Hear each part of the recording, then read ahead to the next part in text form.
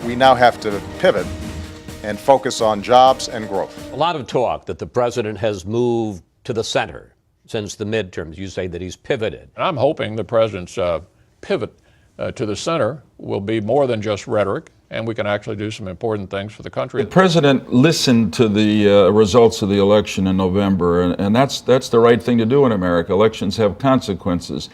I think he can convey the message, but I think the question, Christian, is will there be a follow-through? I think the president has already changed a great deal. Tomorrow night he's going to be talking about cutting spending. That's what the message of the November election was. Do you agree with that?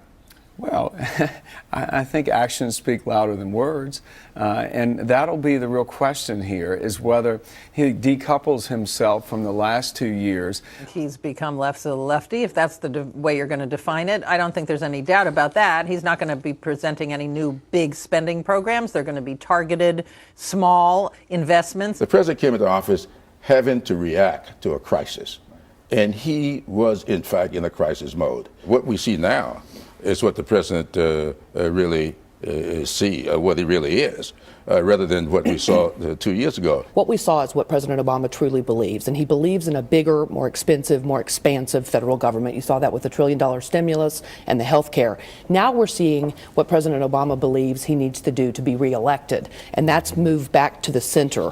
You're seeing it with the pro-business policies, his business charm offensive.